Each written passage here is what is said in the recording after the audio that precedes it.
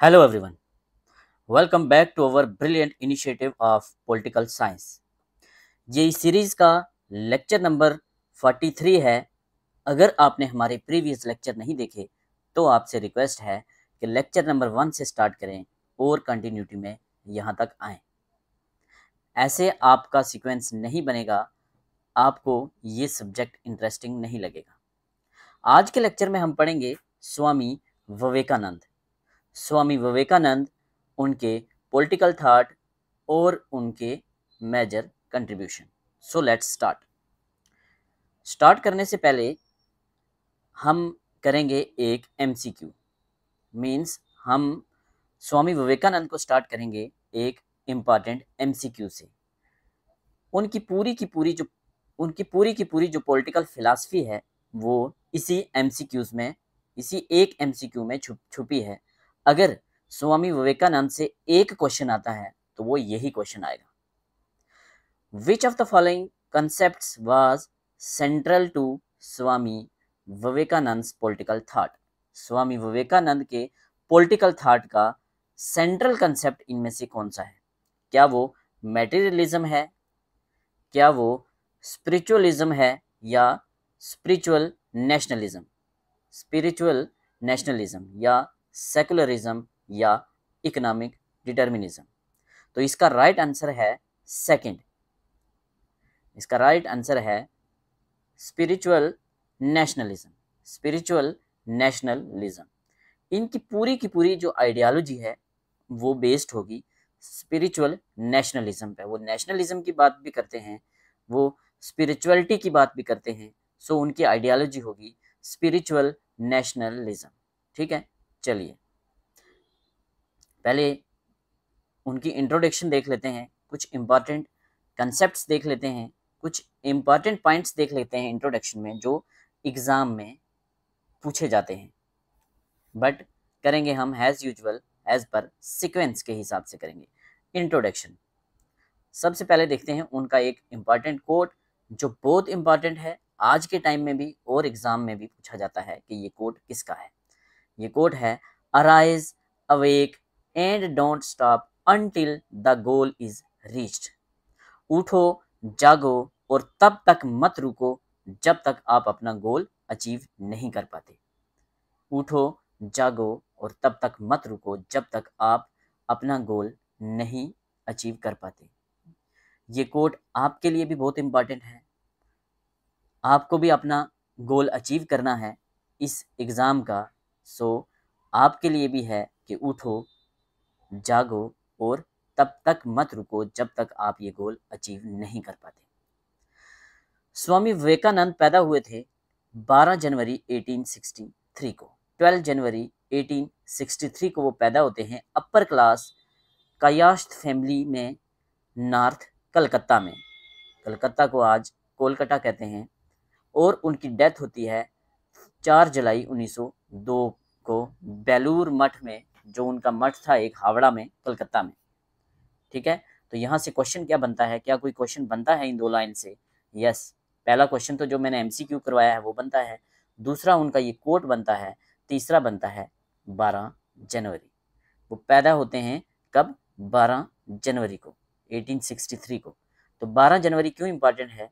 क्योंकि 12 जनवरी को मनाया जाता है national youth day. National youth day मनाया जाता है इंडिया में हर साल 12 जनवरी को। कब से मनाया जाता है? तो 1984 में जब इनका बर्थडे मनाया जा रहा था तब हमारे प्राइम मिनिस्टर राजीव गांधी जी ने इस चीज़ का ऐलान किया था कि नेक्स्ट ईयर मींस 1985 से हम स्वामी विवेकानंद का बर्थडे जो है वो हम नेशनल यूथ डे के नाम से मनाएंगे। क्यों नेशनल यूथ डे के नाम से मनाएंगे वो आपको आगे पता चल जाएगा कि ये यूथ के लिए एक बहुत बड़ी इंस्पिरेशन थे। ठीक है, चलिए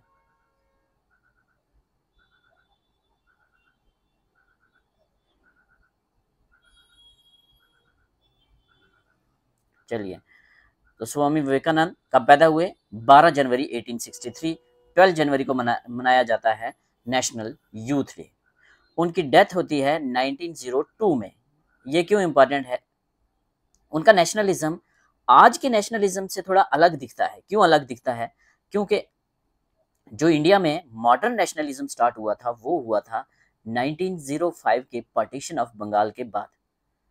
1905 में लॉर्ड कर्जन के द्वारा बंगाल के 2 टुकड़े किए गए थे, जो हमने अपने तिलक वाले लेक्चर में डिटेल में हमने किया है, तो उस चीज़ को हम यहाँ डिस्कस नहीं करेंगे। बट आपने इतना याद रखना है कि 1905 से पहले ही इनकी डेथ हो चुकी थी, इसीलिए जो इनका नेशनलिज्म का कंसेप्ट है वो मॉडर्न नेशनलिज्म के कंसेप्ट से थोड़ा अलग है। नेक्स्ट क्वेश्चन पूछा जाता है, स्वामी विवेकानंद का ओरिजिनल नेम क्या था? What was the original name of Swami Vivekananda? तो इनका ओरिजिनल नाम स्वामी विवेकानंद नहीं था, इनका ओरिजिनल नाम था नरेंद्र नाथ दत्ता। नरेंद्र नाथ दत्ता। नरेंद्र मोदी से आप याद रख सकते हैं, पहले नरेंद्र आएगा फिर आगे नाथ दत्ता, ठीक है। तो फिर इनका नाम स्वामी विवेकानंद कैसे पड़ा? स्वामी तो इसलिए पड़ा क्योंकि ये मॉन्क बने। विवेकानंद कैसे पड़ा? विवेकानंद इनको नाम दिया था किसने? विवेकानंद इनको नाम दिया था राजा अजीत सिंह ऑफ खेतरी ने। राजा अजीत सिंह ऑफ खेतरी, जो कि एक खेतरी एक टाउन है राजस्थान में। आपने जीएस में पढ़ा होगा कॉपर की माइंस इंडिया में कहाँ है? कॉपर माइंस कहाँ है? तो कॉपर माइंस हैं इंडिया में Khetri mines. Khetri mines copper के लिए जानी जाती हैं। तो राजा अजीत सिंह ऑफ खेतरी,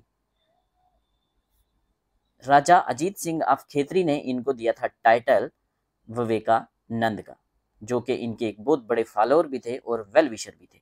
कब दिया था ये टाइटल? तो ये टाइटल दिया था 1893 को। वेरी वेरी इंपॉर्टेंट, ये डेट बड़ी इंपॉर्टेंट है। 1893 आपने रट्टा मार के याद रखनी है। जैसे 12 जनवरी इंपॉर्टेंट है, national youth day, next date important है 1893। 1893 क्यों है?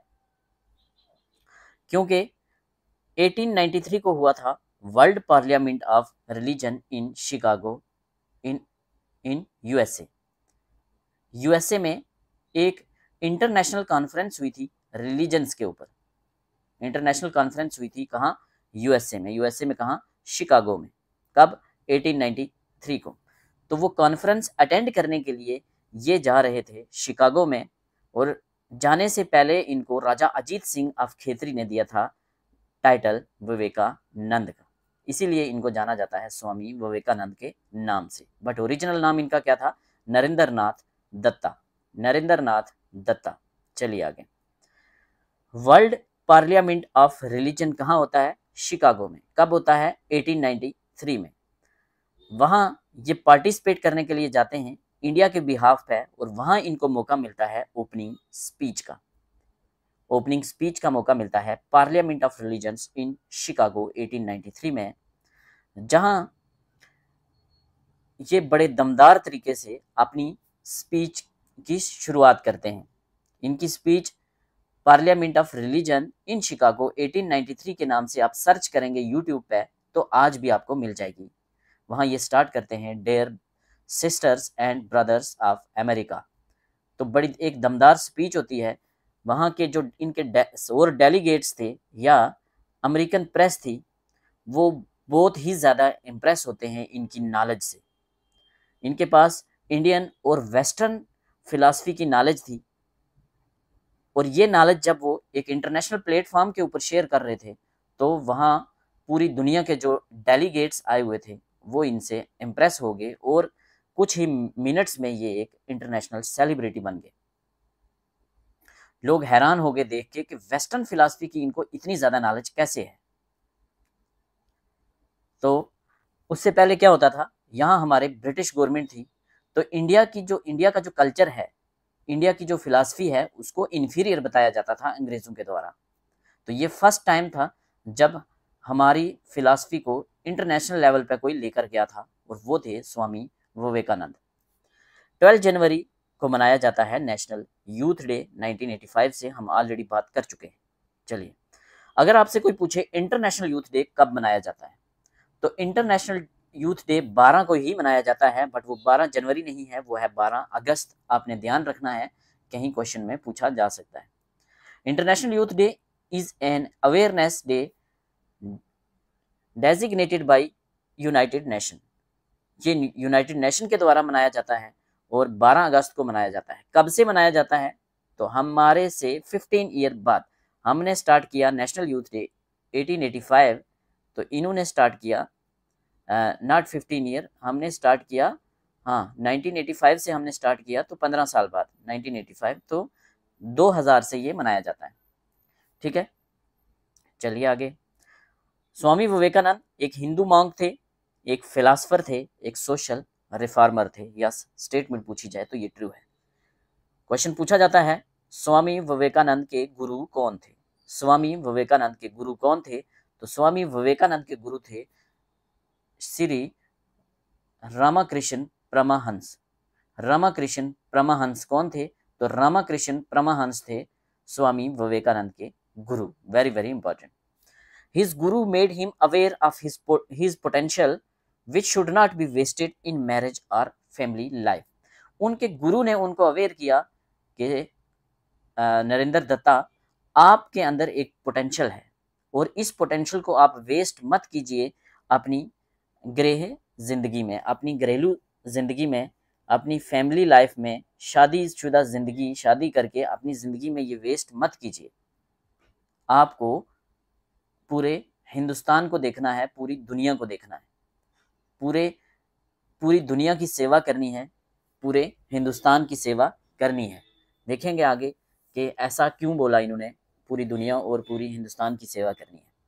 ही founded Ramakrishna mission in 1897। Ramakrishna mission Ramakrishna Paramhans के नाम पे इन्होंने स्टार्ट किया। क्यों? क्वेश्चन पूछा जाएगा Ramakrishna mission was started by Ramakrishna Paramhansa, तो नहीं, रामकृष्ण परमहंस ने नहीं फाउंड किया था, उनके नाम पे इन्होंने फाउंड किया स्वामी विवेकानंद ने। कब? 1897 में। इंपॉर्टेंट है question. Ramakrishna mission was started by Swami Vivekananda in 1897। Ramakrishna mission ने एक बहुत बड़ा रोल प्ले किया किसमें? रेनेसेंस और reformation of Hindu society. Renaissance and reformation of Hindu society. Ramakrishna जो इनके गुरु थे, उनकी डेथ हो जाती है और ये अपना मठ छोड़ देते हैं, अपनी मोनेस्ट्री छोड़ देते हैं और ये पूरे इंडिया में घूमते हैं। जो तालीम इन्होंने इनको दी थी इनके गुरु ने, अब वही तालीम लेकर ये अब पूरे इंडिया में घूमते हैं और पूरे इंडिया में ये अलग अलग लोगों से मिलते हैं, उनकी प्रॉब्लम्स देखते हैं। ये देखते हैं कि इंडिया में गरीबी बहुत ज़्यादा है, इंडिया में डिसेबिलिटी बहुत ज़्यादा है, इंडिया में डिजीज़ से लोग शिकार हैं और सबसे बड़ी चीज़ इंडिया में है इग्नोरेंस और सुपरस्टिशन। इग्नोरेंस है और क्या है? अंधविश्वास हद से ज़्यादा भरा हुआ है लोगों के अंदर। तो इसको लेके ये बड़े कंसर्न होते हैं कि मेरी कंट्री में, मेरे इंडिया में ये क्या है। तो ये कहते हैं कि ज़रूरत है किसकी? सोशल और स्पिरिचुअल अपलिफ्टमेंट की। सोशल और स्पिरिचुअल अपलिफ्टमेंट की ज़रूरत है, सोशल और स्पिरिचुअल वेलफेयर की ज़रूरत है। ठीक है। He gave the idea of India a cohesive shape। India को एक यूनाइट करने की बात इन्होंने की, जोड़ने की बात इन्होंने की, बात की इन्होंने एम्पैथी फॉर पुअर की। गरीब को, अपने आप को गरीबों की जगह रख के हमने देखना है कि अगर हम गरीब होते तो हम कैसा फील करते। एम्पैथी क्या होता है? अपने आप को दूसरे की जगह रख के देखना। तो empathy for poor and unity of human life की इन्होंने बात की। Very important. He felt that people of country require knowledge। उनको लगा कि हिंदुस्तानियों को नॉलेज की ज़रूरत है, सेकुलर वे में भी और स्पिरिचुअल वे में भी। Very very important. तो उन्होंने किसकी बात की? उन्होंने सेकुलर नॉलेज की बात भी की है। इंडिया में बहुत सारे रिलीजन हैं, बहुत सारे कल्चर हैं, तो उन्होंने बोला कि सेकुलर नॉलेज की भी ज़रूरत है और स्पिरिचुअल नॉलेज की भी ज़रूरत है, तभी इंडिया आगे बढ़ेगा। He held that religion must be used as a source of strength। very important। किसने बोला है कि religion must be used as a source of strength? ये बोला है स्वामी विवेकानंद ने। वो अमेरिका गए और उन्होंने वहां से सपोर्ट ली इंडिया के सोशल अपलिफ्टमेंट के लिए? ये क्वेश्चन भी पूछा जाता है कि इंडिया के अपलिफ्टमेंट के लिए किसने अमेरिका से सपोर्ट ली? तो किसने ली? स्वामी विवेकानंद ने। He is best known for introducing Indian philosophies of Vedanta and yoga to western world. Very very important. सबसे पहले इंडिया की फिलॉसफी को वेस्टर्न वर्ल्ड में लेकर कौन गया? स्वामी विवेकानंद। किसकी फिलॉसफी? इंडिया के वेदांता की फिलॉसफी और योग की फिलॉसफी। वेदांता क्या होता है? मैंने आपको पढ़ाया था 4 वेद, ऋग्वेद, सामवेद, यजुर्वेद और अथर्ववेद। कहाँ पढ़ाया था? धर्मशास्त्र में, फर्स्ट पॉलिटिकल थॉट में। इन वेद के बाद जो बुक्स लिखी गई थी उनको बोला गया है वेदांता। वेद अंता मीन्स वेदों के अंत पर लिखी जाने वाली बुक्स, जिनको हम कहते हैं उपनिषद। तो इन्होंने उपनिषद की फिलॉसफी के ऊपर बड़ा जोर दिया। इन्होंने उपनिषद की फिलॉसफी के ऊपर बड़ा जोर दिया, वेदांता की फिलॉसफी के ऊपर बड़ा जोर दिया और योग पे जोर दिया। और ये योग और वेदांता की फिलॉसफी को वेस्ट वर्ल्ड में लेकर जाने वाले पहले इंसान थे स्वामी विवेकानंद। योग कौन सा? योग फिलॉसफी के फादर किसको कहा जाता है? इंडिया में योग फिलॉसफी के फादर इनको नहीं कहा जाता, याद रखना। योग फिलॉसफी के फादर कहा जाता है पतंजलि को। बाबा रामदेव के साथ कंफ्यूज मत करना। पतंजलि एक एंशिएंट इंडिया के एक बहुत बड़े फिलॉसफर थे, रिलीजियस फिलॉसफर कह सकते हैं आप, जिनको कहा जाता है फादर ऑफ योग फिलॉसफी। जो बाबा रामदेव ने अपनी इस कंपनी का नाम रखा है पतंजलि, ये उनके नाम पर रखा हुआ है पतंजलि। ठीक है, इनके साथ कंफ्यूज नहीं करना। तो योग फिलॉसफी और वेदांता फिलॉसफी को लेकर वेस्ट में जाने वाले कौन थे? स्वामी विवेकानंद। क्या स्वामी विवेकानंद इंडिया की ऑर्गेनाइज्ड पॉलिटिक्स में पार्टिसिपेट करते थे? तो नहीं, उन्होंने अपने आप को इंडिया की ऑर्गेनाइज्ड पॉलिटिक्स से टोटली अलग रखा। क्वेश्चन इंपॉर्टेंट है। चलिए,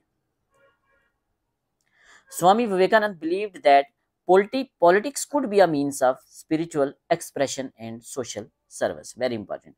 स्वामी विवेकानंद ने बोला कि पॉलिटिक्स एक मीन्स हो सकता है स्पिरिचुअल एक्सप्रेशन और सोशल वेलफेयर का। कैसे? अगर जो लोग राजनीति में हैं, जो लोग सत्ता में हैं, जो लोग देश चला रहे हैं, let us suppose prime minister, president, जो मिनिस्टर्स होते हैं या ब्यूरोक्रेट्स होते हैं, ये इन सब के पास अगर स्पिरिचुअल नॉलेज हो तो ये एक बेटर वे में देश की सेवा नहीं कर सकते। क्या लगता है आपको?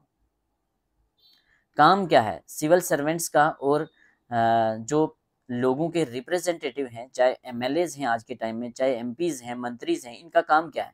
इनका काम है लोगों की सेवा करना। तो अगर ये लोग, ये सारे के सारे लोग, इनके पास हो स्पिरिचुअल नॉलेज, तो स्पिरिचुअल नॉलेज से क्या ये बेटर वे में नहीं कर सकते? तो ऐसा कुछ आइडिया था स्वामी विवेकानंद का कि politics could be a means of spiritual expression and social service. किसका आइडिया था? स्वामी विवेकानंद का। He emphasized that need for spiritualization of politics, where political actions are guided by spiritual principles such as truth, non-violence, social justice. उनका मानना था, means उन्होंने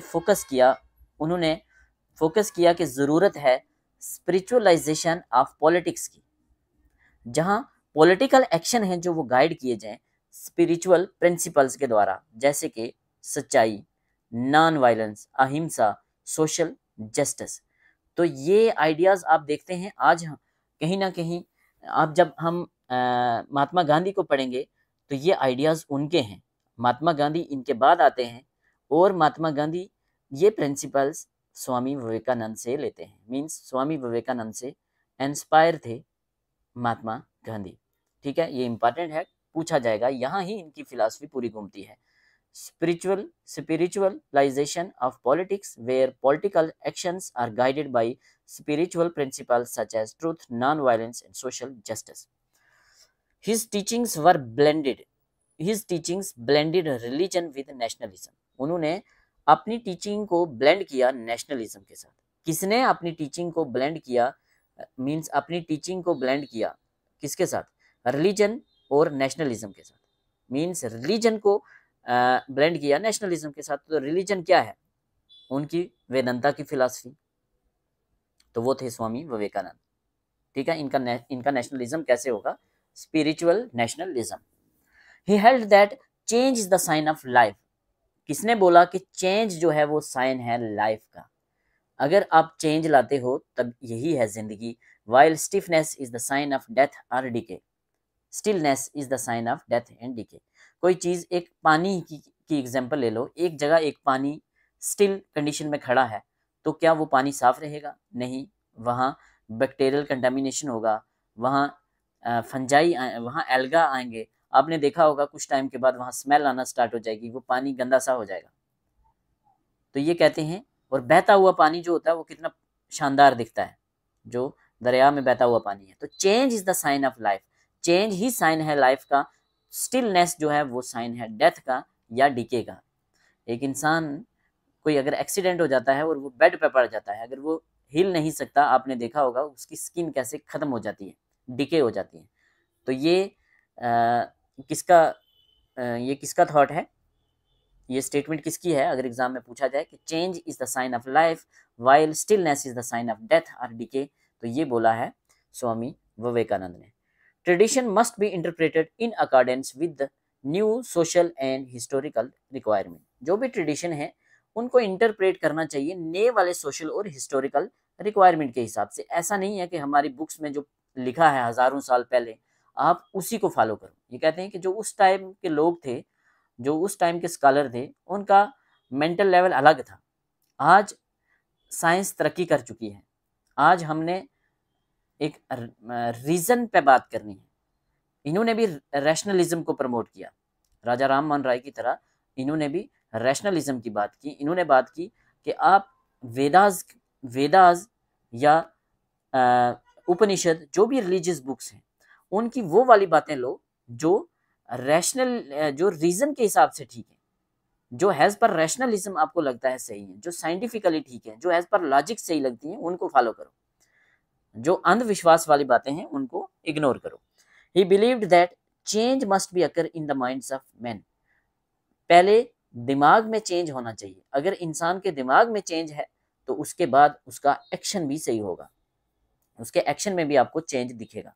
तो change की बात करते हैं। चेंज ही जिंदगी का साइन है, स्टिलनेस साइन ऑफ डेथ है। बट चेंज पहले माइंड्स में होनी चाहिए, माइंड्स में चेंज होगी तो एक्शन में चेंज अपने आप दिखेगा। इनसे इंस्पायर हुए नेता सुभाष चंद्र बोस। सुभाष चंद्र बोस को नेताजी कहा जाता है। किसने कहा था सुभाष चंद्र बोस को नेताजी?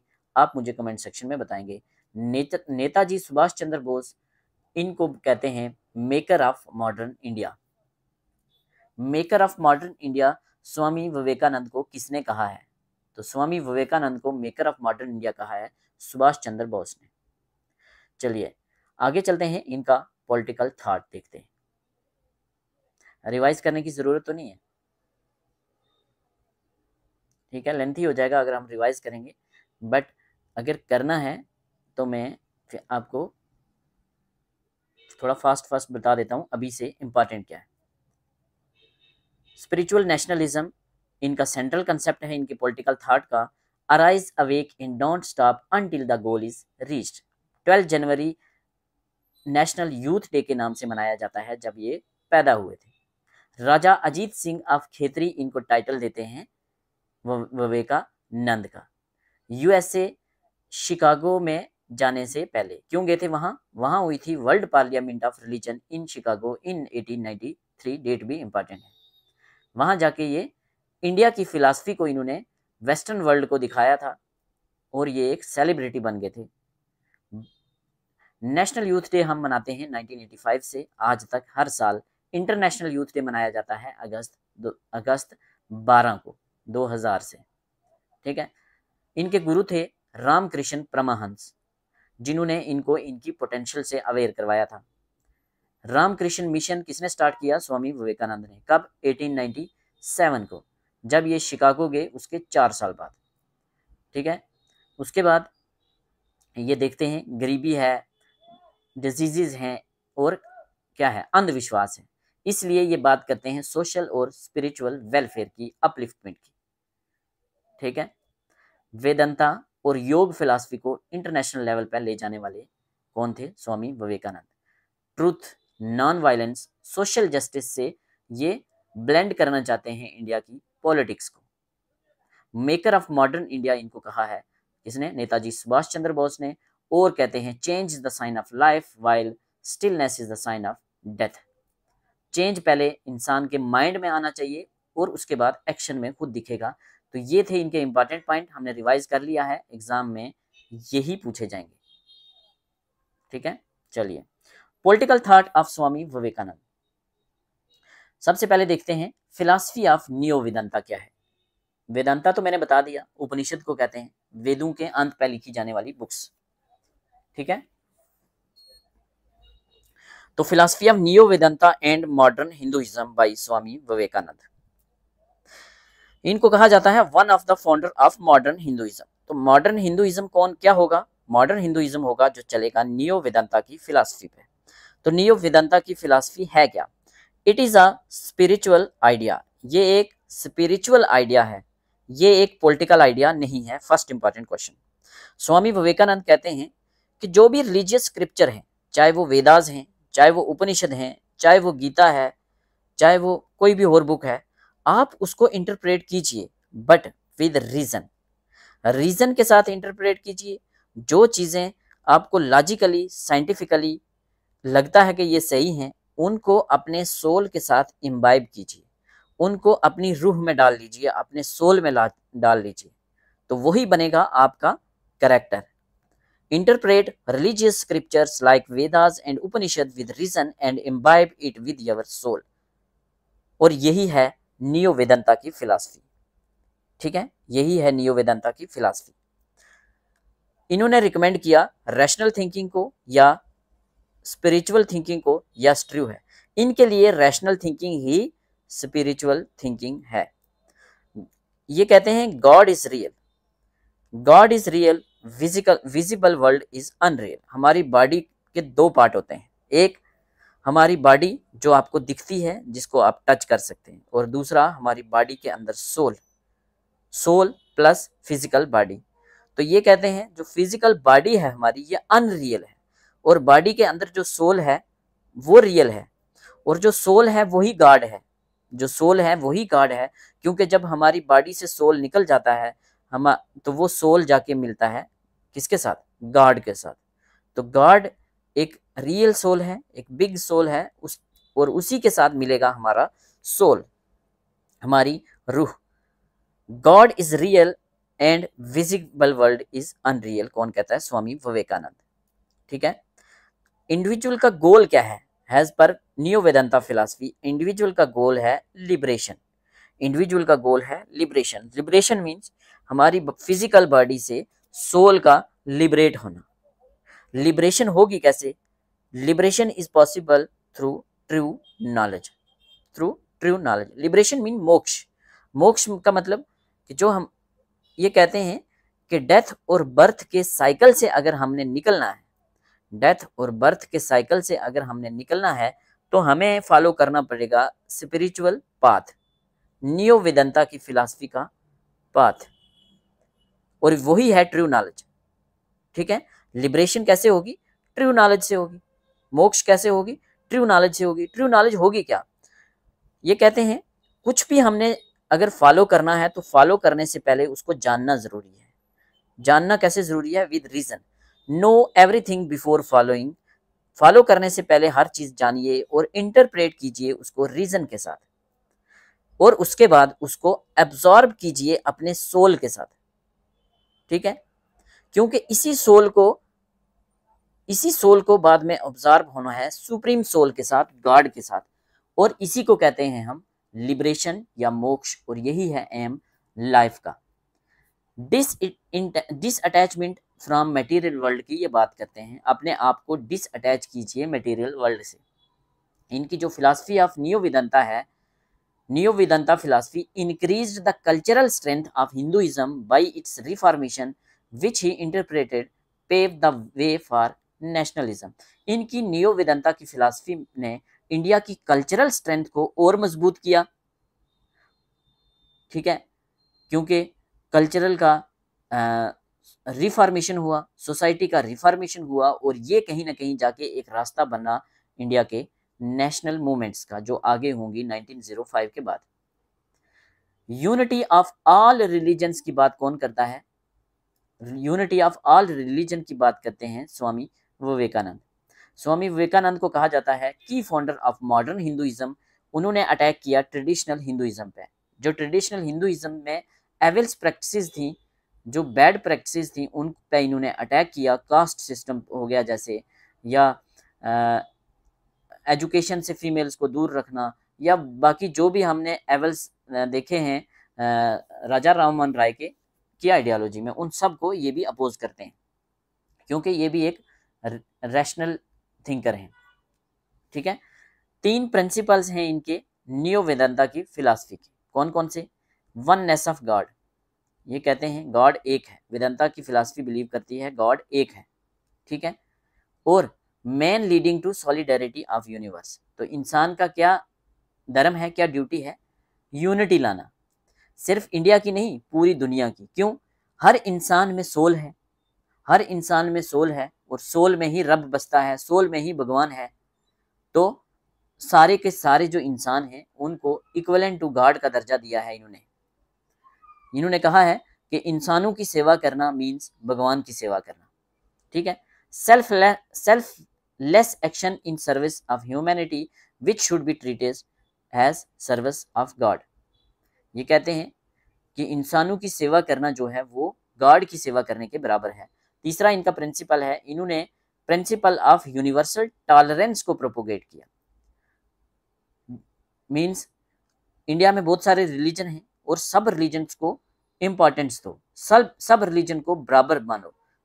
यूनिटी ऑफ रिलीजन पे बात की। क्यों? हर रिलीजन के अपने अपने फेथ हैं, अलग अलग फेथ हैं। हिंदुइज्म के अलग फेथ हैं, इस्लाम के या मुस्लिम्स के अलग फेथ हैं, बट गोल तो सेम है ना। ये कहते हैं अल्टीमेट गोल है लिबरेशन, अल्टीमेट गोल है मोक्ष। हर कोई जन्नत की बात करता है या गॉड के पास जाने की बात करता है, तो बात ये कहते हैं अल्टीमेट गोल सेम है। गोल क्या है? अपनी आत्मा को परमात्मा के साथ मिलाना। इसलिए इन्होंने यूनिटी की बात की। ठीक है, तो 3 प्रिंसिपल क्या है? गॉड एक है, और इंसानों की सेवा करनी है, और इंसानों की सेवा करनी है जो वो equivalent to the service of God. Universal tolerance की बात की है, सब रिलीजन्स को बराबर माना है, क्योंकि हर रिलीजन के अपने अपने फेथ हैं। रास्ते अलग अलग हो सकते हैं उनके, बट गोल सेम है। गोल क्या है? मोक्ष। गोल है लिबरेशन। गोल है आत्मा को परमात्मा के साथ मिलाना। तो नियो वेदांता की फिलॉसफी में ये बात करते हैं किस पे? सर्विस पे, सैक्रिफाइस पे, फ्रीडम पे। Very very important. This neo Vedanta philosophy upholds service, sacrifice, freedom. क्या मतलब है इसका? सर्विस, हमें इंसानों की सेवा करनी है, हमें सैक्रिफाइस करनी है अपनी पूरी जिंदगी। किसके लिए? स्पिरिचुअल अपलिफ्टमेंट पे, इंसान की सेवा पे, मानव की सेवा पे, और इससे हमें मिलेगा लिबरेशन, इससे हमें मिलेगी फ्रीडम, इससे हमें मिलेगा मोक्ष। ठीक है, तो सर्विस, सैक्रिफाइस और फ्रीडम। यहां इनका कोट इंपॉर्टेंट बन जाता है, I am proud to belong a religion which has taught the world both tolerance and universal acceptance. मैं एक ऐसे रिलीजन से बिलोंग करता हूं जिसने पूरी दुनिया को सिखाया है टॉलरेंस और यूनिवर्सल एक्सेप्टेंस। ये कोट है किसका? स्वामी विवेकानंद का। एक और इनका कोट इंपॉर्टेंट है, you can't believe in God. आप गॉड पे, भगवान पे, अल्लाह पे तब तक बिलीव नहीं कर सकते जब तक आप अपने आप पे बिलीव ना कर पाए। ठीक है, you can't believe in God until you believe in yourself. तो ये थी इनकी नियो वेदांता की फिलॉसफी। 30 सेकंड में रिवाइज कर लेते हैं क्या है नियो वेदांता की फिलॉसफी। नियो वेदांता की फिलॉसफी बात करती है स्पिरिचुअल आइडिया पे। ये कहती है कि रिलीजियस स्क्रिप्चर्स को आप इंटरप्रेट कीजिए, वेदास को, उपनिषद को, गीता को, जो भी बुक्स हैं उनको आप इंटरप्रेट कीजिए, बट विद रीजन, और उसको अपने सोल के साथ इम्बाइब कीजिए।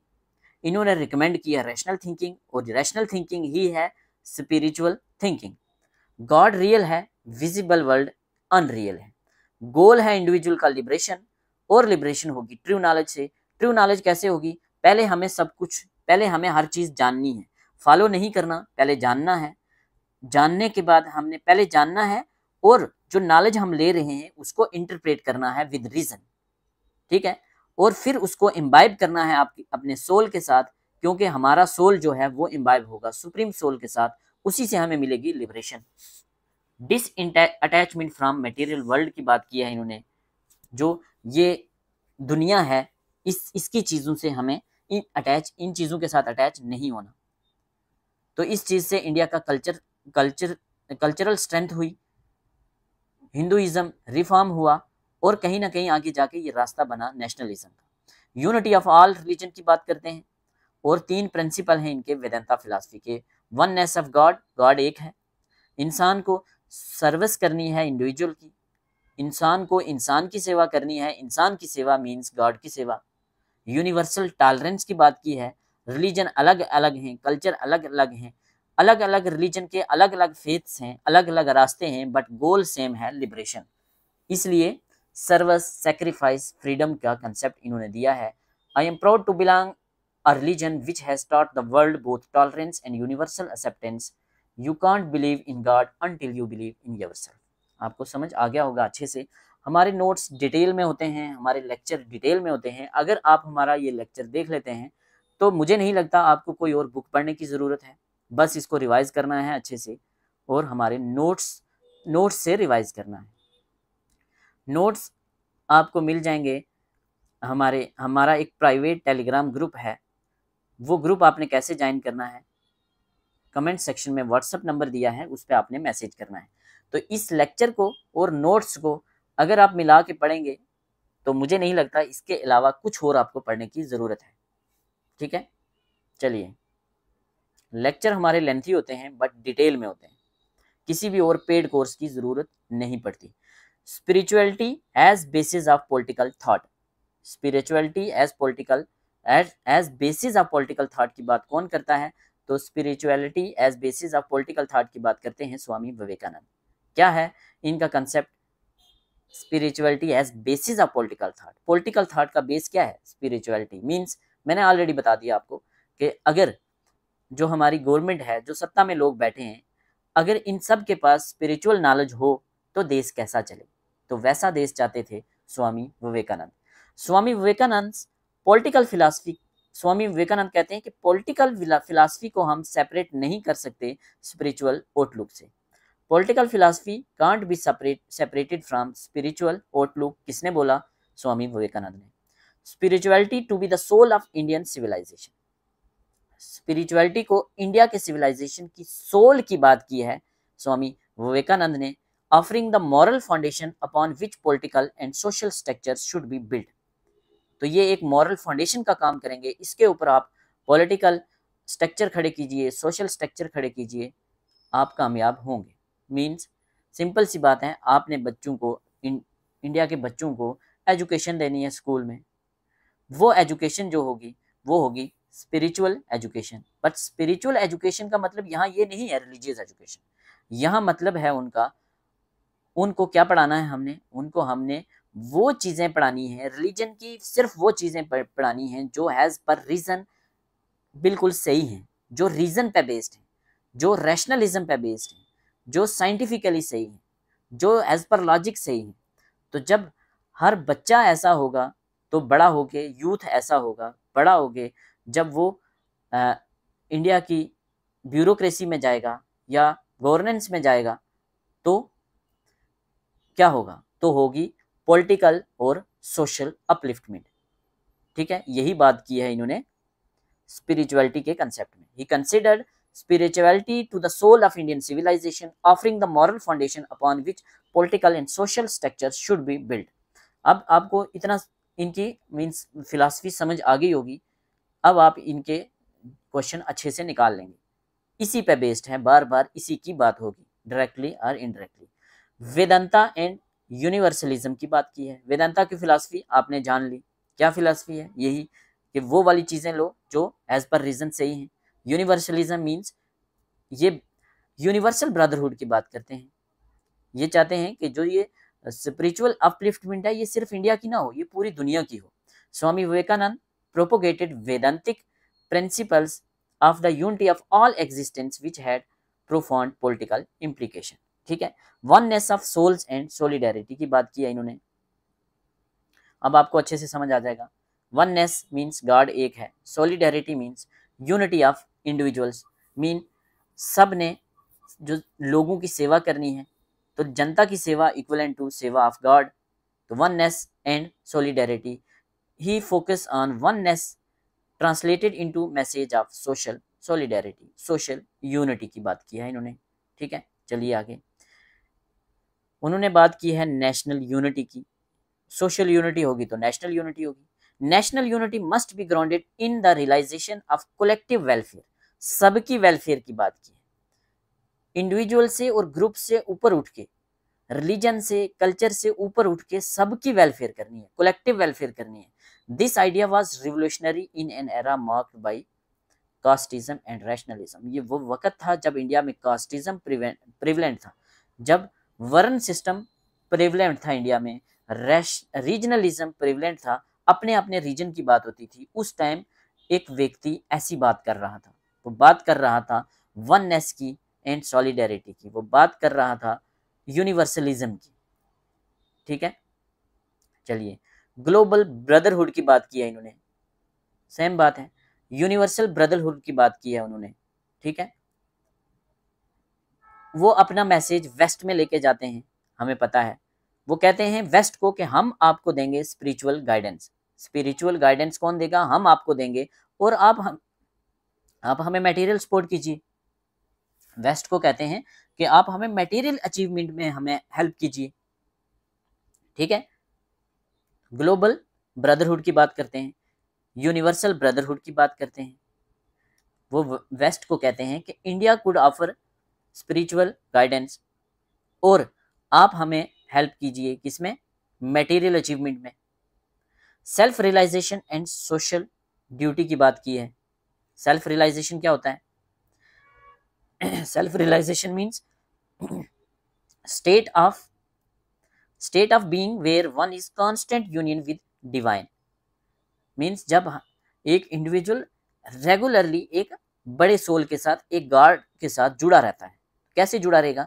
जब हम सोशल सर्विस करेंगे, जब हम हर इंसान की सेवा करेंगे, और वो सेवा जो है उन्होंने बोला है equivalent to service of God, तो हमारा कांस्टेंट यूनियन है डिवाइन के साथ।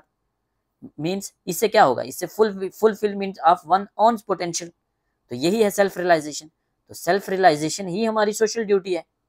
ठीक है, Swami Vivekananda spiritual self realisation was intrinsically linked to social duty. तो सेल्फ रियलाइजेशन जो है वो किसके साथ ब्लेंड है? सोशल ड्यूटी के साथ। ठीक है, he urged individuals to move behind the personal salvation. उसने बोला सिर्फ अपने सैल्वेशन की बात मत करो, सिर्फ अपने मोक्ष की बात मत करो, आपने पूरी सोसाइटी को लिबरेट करवाना है, पूरी सोसाइटी को लिबरेट करवाना है।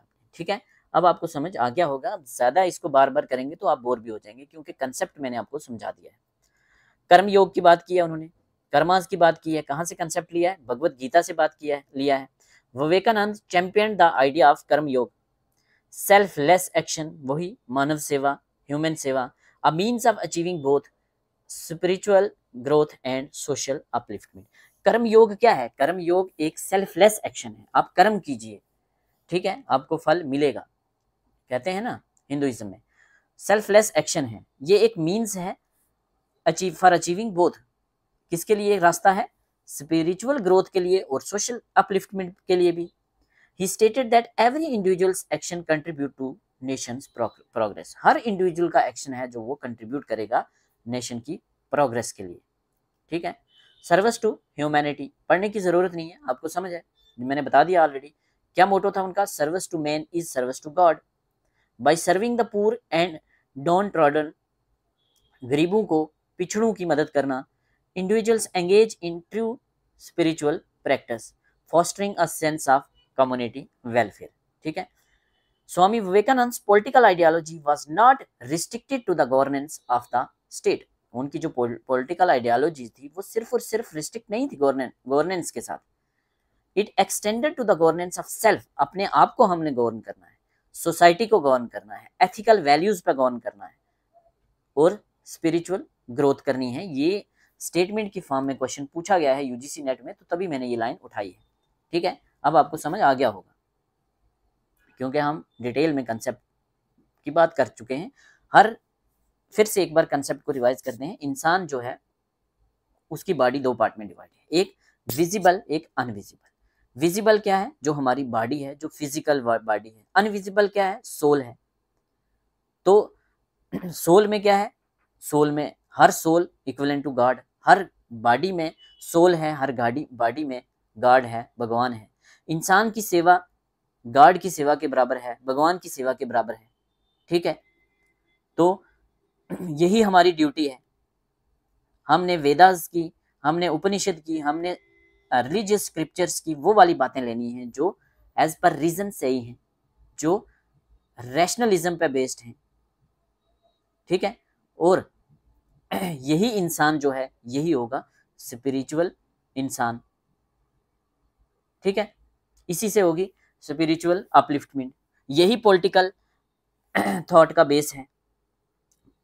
इंडिया की पॉलिटिक्स का बेस भी यही बनेगा, और यही लोग अगर सत्ता में जाएंगे तो एक हम अच्छी डायरेक्शन में हमारा देश चलेगा। जो हमारे देश में इस टाइम अंग्रेज हैं, तब की बात कर रहे हैं, वो उसको ये गलत ठहराते हैं कि अंग्रेज जो हैं, इंग्लिश जो हैं, ब्रिटिश जो हैं, वो इंडिया के साथ गलत कर रहे हैं, इंडिया की इकानमी को खराब कर रहे हैं। जो ये गलत कर रहे हैं, इसका अंत होना है। इसका अंत इसी ऐसे ही होगा, स्पिरिचुअल अपलिफ्टमेंट से ही होगा। स्वामी विवेकानंद का आइडिया नेशनलिज्म पे क्या था, देखते हैं। इनका एक कोट है नेशनलिज्म पे, वहां से शुरुआत करते हैं। The soil of India is my highest heaven. Hindustan की मिट्टी ही मेरी सबसे बड़ी जन्नत है। The good of India is my good. India की अच्छाई में ही मेरी अच्छाई है, इंडिया के अच्छे में ही मेरा अच्छा है। Main components of Swami Vivekananda concept of nationalism. इनके नेशनलिज्म के मेन कंसेप्ट कौन कौन से हैं? 4 कंसेप्ट्स की बात करते हैं। पहला, यूनिटी। इंडिया में डाइवर्सिटी है, अलग अलग लैंग्वेजेस हैं, अलग अलग कल्चर हैं, अलग अलग खाने हैं, अलग अलग रिलीजन है, अलग अलग फेथ है, फिर भी यूनिटी है। Unity in diversity. क्या यूनिटी है? हमारे अंदर एक ही ब्लड है, और वो ब्लड है इंडियंस, इंडियन का ब्लड, हम हिंदुस्तानी हैं। Unity in Indian people despite of diversity, first. Second, social solidarity. Social solidarity means unity by removing evils of caste system. Caste system के एवल्स को खत्म करने की बात की है, ये कास्ट सिस्टम के खिलाफ थे। Similarity in teaching of different religion, same बात जो ऊपर की है। अलग अलग रिलीजन हैं, अलग अलग फेथ हैं, अलग अलग रास्ते हैं, बट डेस्टिनेशन एक है, गोल एक है, लिबरेशन, मोक्ष। ठीक है, आत्मा को परमात्मा के साथ मिलाना। तो सिमिलरिटी है टीचिंग ऑफ, अलग अलग रिलीजन में सिमिलरिटी है, गोल एक है। ठीक है, devoting the life to social service and national awakening by young people. लोगों को कहते हैं, यंग लोगों को कहते हैं कि अपनी लाइफ डिवोट कीजिए सोशल सर्विस पे, नेशनल अवेकनिंग पे। किसकी? यंग इंडियंस की, to develop national spirit in India. ठीक है, तो ये हैं इनके कोर कंसेप्ट नेशनलिज्म के। यूनिटी डाइवर्सिटी में, जो सुपरस्टिशन है, जो अंधविश्वास है, जो कास्टिज्म है, या जो एवल्स हैं, उनको हटाने की बात की है। कहते हैं अलग अलग रिलीजन के अलग अलग फेथ हैं, अलग अलग रास्ते हैं, बट मंजिल एक है, आत्मा को परमात्मा के साथ मिलाना। फिर अपनी लाइफ डिवोट करनी है सोशल सर्विस पे, सोशल सर्विस पे, लोगों की सर्विस पे। लोगों की सर्विस मीन्स गॉड की सर्विस। ठीक है, चलिए। Swami Vivekananda viewed nationalism as an extension of India's spiritual essence. ठीक है, पढ़ चुके हैं। He believed that awakening of India's spirituality would lead to a strong and vibrant India. जब हम एक जागरूकता फैलाएंगे इंडिया के यूथ में, किसके लिए? स्पिरिचुअलिटी के लिए, तो क्या होगा? इंडिया एक स्ट्रांग इंडिया बनेगा, इंडिया एक वाइब्रेंट इंडिया बनेगा। ठीक है, अब बार बार स्पिरिचुअलिटी क्या है वो बताने की जरूरत नहीं है, आपको समझ आ गया होगा। उन्होंने प्रमोट किया idea of Hindu centric identity. Hindu centric identity को प्रमोट जरूर किया, but Hindu as a religion नहीं, Hindu as a Hindustan. Idea of Hindu centric identity not in an exclusionary manner, but as a unifying cultural force, कि हम सब हैं हिंदुस्तानी। हिंदू, मुस्लिम, सिख, ईसाई, हमारे पाथ फेथ अलग अलग हैं, बट हम हैं पहले हिंदुस्तानी। स्पिरिचुअल स्ट्रेंथ, स्पिरिचुअल स्ट्रेंथ की बात की है। स्वामी विवेकानंद कहते हैं spiritual strength was backbone of India, Indian culture. India के कल्चर की बैकबोन क्या है? Spiritual strength. Very very important. किसने बोला है? स्वामी विवेकानंद ने। कल्चरल यूनिटी की बात की है इन्होंने। India's unity lies in diverse religion and cultural practices bound by overarching philosophy of Vedanta. Already बात कर चुके हैं हम। अलग अलग रिलीजन हैं, अलग अलग कल्चर हैं, बट फिर भी हम यूनाइटेड हैं। स्पिरिचुअल नेशनलिज्म, स्पिरिचुअल नेशनलिज्म क्या है? ये कहते हैं कि idea that spirituality is an inherent quality of Indians. Very important. जो फर्स्ट क्वेश्चन हमने बात की थी वहां से वही चीजें रिपीट हो रही हैं। Idea that spirituality is an inherent quality of Indians, ठीक है, इसी पे हमारा स्पिरिचुअल नेशनलिज्म बेस्ड होगा। ही asserted that this spiritual identity should guide political movement, यही गाइड करनी चाहिए किसको? पॉलिटिकल मूवमेंट्स को। इसी से हमारा इंडिया जो है, इंडिया में यूनिटी आएगी और हम एक नेशनलिज्म की तरफ बढ़ेंगे। Aligning the nation's destiny with higher purpose, जो हायर पर्पस है हमारा, जो हमने आज़ाद होना है, जो हमने अंग्रेज़ों को निकालना है, वो इसी से होगा। Swami Vivekananda is considered as one of the prophet of Indian nationalism. India के नेशनलिज्म के प्रॉफिट के तौर पर इनको जाना जाता है, वन ऑफ द प्रॉफिट। और कौन कौन है? श्री अरबिंदो घोष को भी कहा जाता है one of the prophet of Indian nationalism, ठीक है। Who is considered as prophet of Indian nationalism? Swami Vivekanand and Aurobindo Ghosh.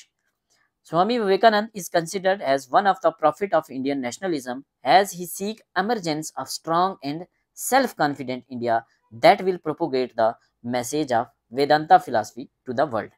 Translate की जरूरत नहीं है, समझ आ गया है, सेम चीजें हैं। He held that guiding principle of India's history is the religion that is primary while social reforms are secondary. Very important. वो कहते हैं, क्या कहते हैं कि guiding principle of India's history is the religion that is primary. जो India की history के गाइडिंग प्रिंसिपल हैं, ठीक है, जो इंडिया का रिलीजन है वो प्राइमरी है। सोशल रिफॉर्म्स तो होते रहेंगे, सोशल रिफॉर्म सेकेंडरी हैं, ठीक है। He was highly critical of British rule. British rule को सपोर्ट करते थे या नहीं? नहीं, वो ब्रिटिश रूल को क्रिटिसाइज करते थे। इंपॉर्टेंट है। जैसे राजा राम मोहन राय ब्रिटिश रूल को सपोर्ट करते थे या क्रिटिसाइज करते थे? आप मुझे बताएंगे कमेंट सेक्शन में, हमने डिटेल में पढ़ा है। उन्होंने हमारे नेचुरल रिसोर्सेज को एक्सप्लॉइट किया है, हमारे मटेरियल को एक्सप्लॉइट किया है, रॉ मटेरियल को एक्सप्लॉइट किया है, हमारी सोशियो इकोनॉमिक एक्टिविटी का बेड़ा गर्क किया है। He held that though there are variety of languages, India में बहुत सारी लैंग्वेजेस हैं, बहुत सारे कल्चर हैं, बहुत सारे रिलीजन हैं, फिर भी हम एक हैं। हम किस ग्राउंड पे एक हैं? हम एक हैं, हमारे अंदर एक ब्लड है, वो ब्लड है इंडियन, ठीक है। Indian people that spirituality of the blood of each person is Indian, thus all must become fearless and demand their rights. हम सब भारतीय हैं, हम सब हिंदुस्तानी हैं, इसलिए सबको एक होना है, सबको एक होके अंग्रेजों के खिलाफ आवाज उठानी है और अपने राइट्स डिमांड करने हैं। He held that all the educated Indians should use their available knowledge for oneness and solidarity of people, imbibe the spirit of unity in diversity. उन्होंने बोला कि जो एजुकेटेड लोग हैं इनको आगे आना चाहिए, इनको आगे होना चाहिए, इनको अपनी नॉलेज का फायदा लेना चाहिए। जो इनके पास अवेलेबल नॉलेज है, इनसे क्या करना चाहिए? इनको ये मैसेज बाकी जनता तक जाना चाहिए, बाकी जनता को अवेक करवाना चाहिए, वननेस ऑफ गॉड की बात करनी चाहिए और यूनिटी ऑफ लोगों की बात करनी चाहिए और इसको अपने सोल के साथ जोड़ना चाहिए। यूनिटी इन डाइवर्सिटी पे बात की है कि सबको कैसे जोड़ना है। जो एजुकेटेड लोग हैं वो पहले आगे आए, वो फिर मैसेज दें। कौन सा मैसेज? स्पिरिचुअलिटी ऑफ नेशनलिज्म का, स्पिरिचुअल नेशनलिज्म का message. Therefore for the growth of India's national spirit independence of mind of masses was necessary, ठीक है, कि दिमाग जो है ना, माइंड जो है ना, उसका इंडिपेंडेंस होना जरूरी है। Declare that all Indians are brother despite of their caste, language and religious differences. सब इंडियंस भाई हैं, बेशक उनकी लैंग्वेजेस अलग हैं, रिलीजन अलग हैं। Swami Vivekananda idea on social reform caste system, equality, education and empowerment पे क्या आइडिया है, यहाँ से क्वेश्चन बन सकते हैं। सोशल रिफॉर्म पे क्या आइडिया था हम देखेंगे। कास्ट सिस्टम पे क्या आइडिया था, अपोज करते थे। इक्वालिटी पे क्या आइडिया था, एजुकेशन पे क्या आइडिया था, या एम्पावरमेंट पे क्या आइडिया था। यहाँ से एक दो क्वेश्चन बन सकते हैं। अब आपको इनकी आइडियोलॉजी पता चल गई है, आप इसके बगैर भी कर सकते हैं। स्वामी विवेकानंद ने फोकस किया सोशल अपलिफ्टमेंट पे, यस, इक्वालिटी पे फोकस किया और बोला ये प्री रिक्वेस्ट है नेशनल डेवलपमेंट की। पहले आपको सोशल अपलिफ्टमेंट करना है, इक्वालिटी कर लानी है सब में, तो नेशनल डेवलपमेंट अपने आप होगा। He was deeply critical of caste based discrimination के वो खिलाफ थे, कास्ट सिस्टम के वो खिलाफ थे, वर्ण सिस्टम के वो खिलाफ थे। आगे बात करेंगे डिटेल में वर्ण सिस्टम पे। Sort out to empower the masses को एम्पावर, लोगों को एम्पावर करने की जरूरत है, इक्वालिटी की जरूरत है, कास्ट डिस्क्रिमिनेशन को इरेडिकेट करने की जरूरत है। ठीक है, ये तो बात कर चुके हैं। ठीक है, क्योंकि ये बात करते हैं डिविनिटी ऑफ इंडिविजुअल्स की। हर इंसान के अंदर अगर रब बसता है, गॉड बसता है, भगवान बसता है, तो फिर तो इक्वालिटी की बात करेंगे ना, डिस्क्रिमिनेशन की बात कहीं करेंगे ही नहीं।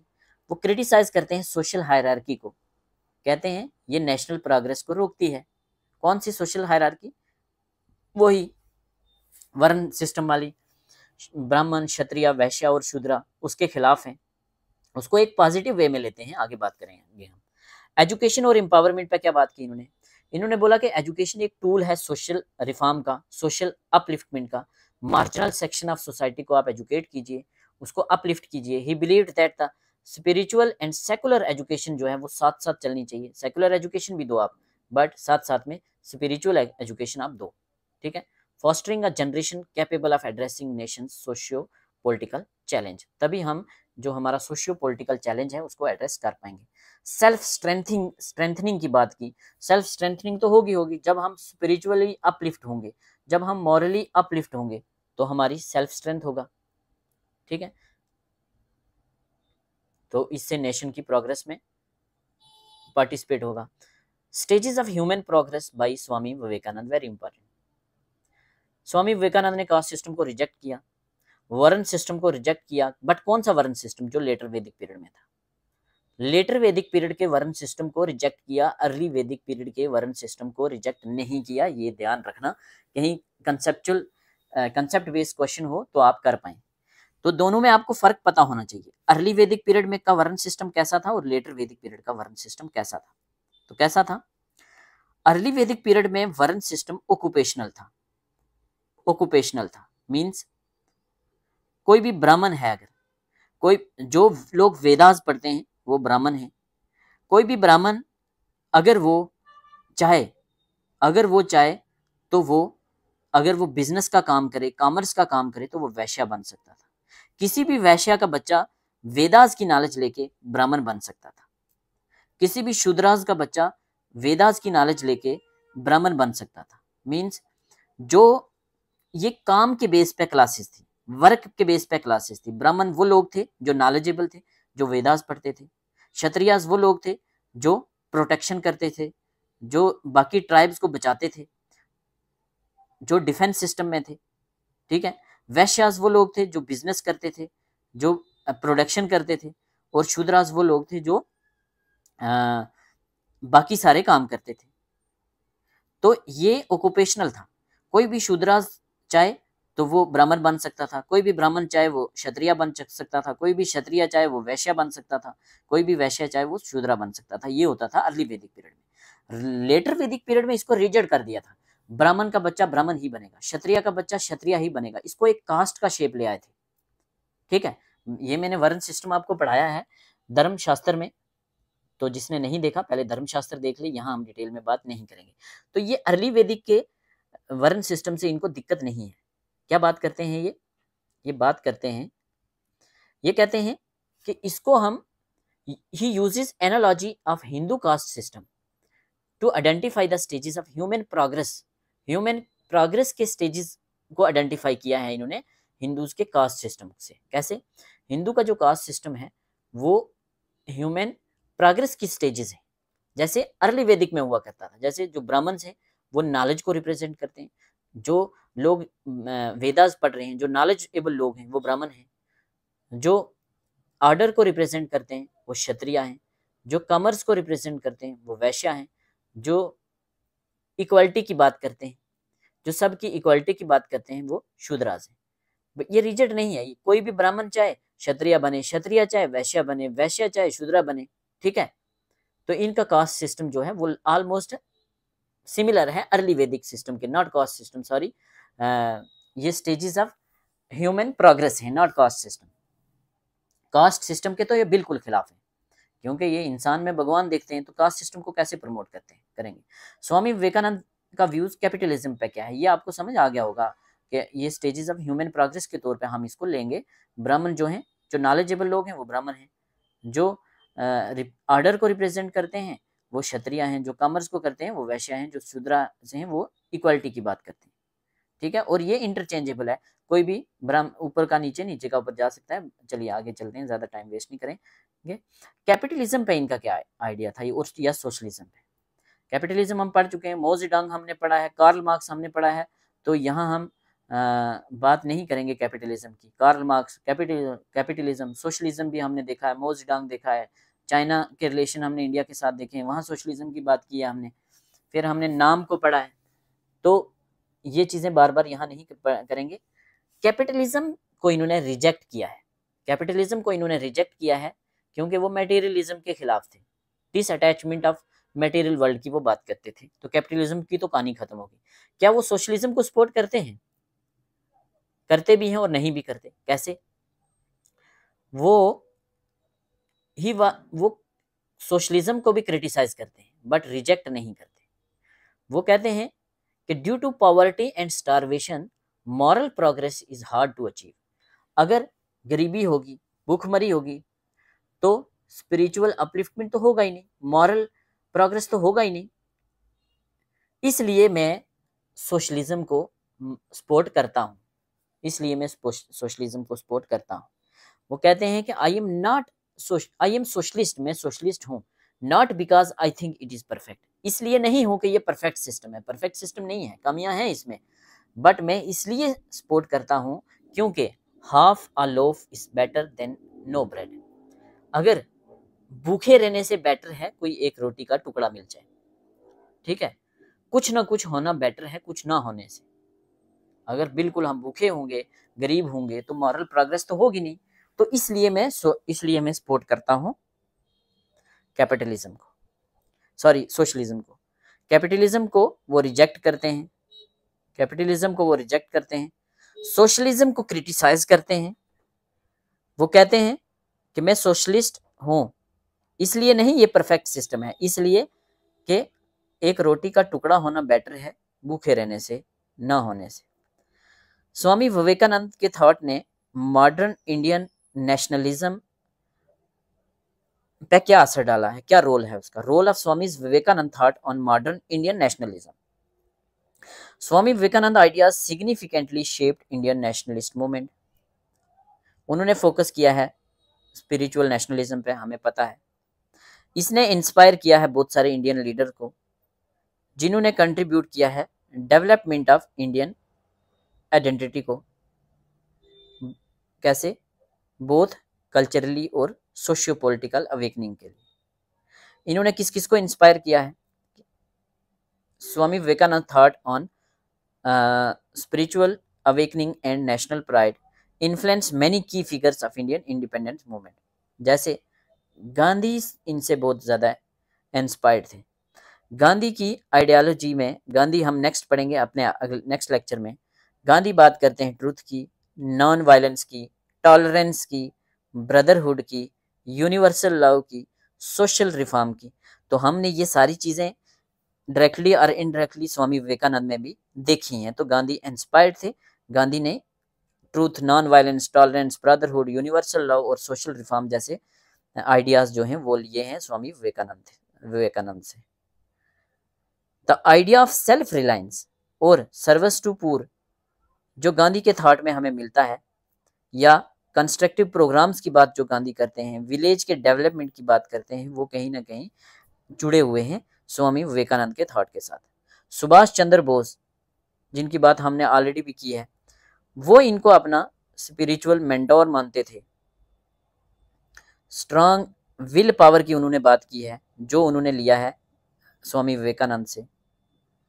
अनवेवरिंग पैट्रियोटिज्म की बात की है, देशभक्ति की बात की है, वो इन्होंने लिया है स्वामी विवेकानंद से। नेक्स्ट लास्ट इनका मोस्ट इंपॉर्टेंट पार्ट देख लेते हैं जो बहुत इंपॉर्टेंट है आपके एग्जाम के लिए। इनके मेजर वर्क्स कौन कौन से, 5 इंपॉर्टेंट वर्क हम इनके याद रखेंगे। Karmayoga, Rajayoga, Vedanta philosophy, inspired talk and practical Vedanta.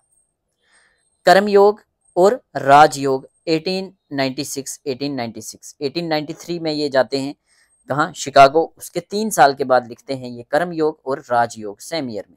कर्मयोग में क्या है, कर्मयोग में है स्वामी विवेकानंद के लेक्चर्स की कंपाइलेशन। और राजयोग में क्या है, राजयोग में ये बात करते हैं इंटरप्रिटेशन ऑफ पतंजलि's योग सूत्र। जो पतंजलि की योग फिलॉसफी है उसको इंटरप्रेट किया है राजयोग में।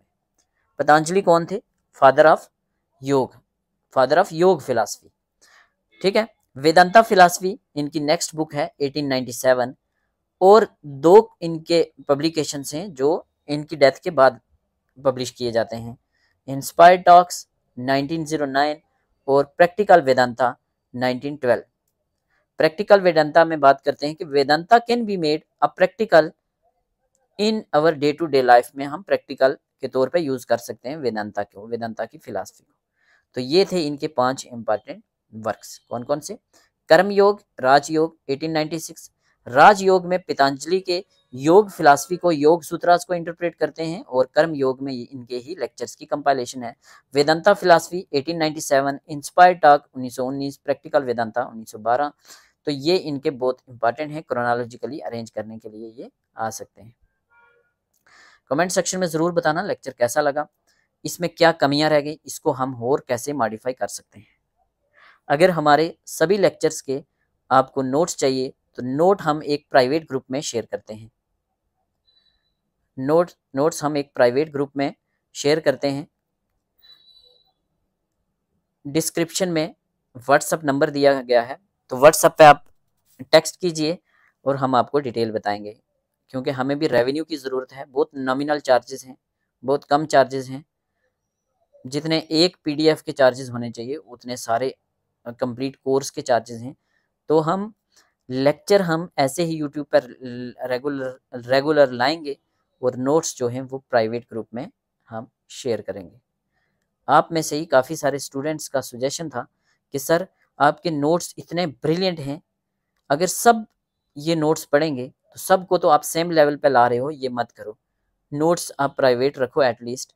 तो हमने आप ही की बात मानी है, आपकी ही बात पे हम चले हैं। तो नोट्स को अगर आप अवेल करना चाहते हैं तो कमेंट सेक्शन में हमारा व्हाट्सएप नंबर दिया है, उस पर आप कांटेक्ट कीजिए। नेक्स्ट लेक्चर में मिलते हैं महात्मा गांधी के साथ। Thank you so much.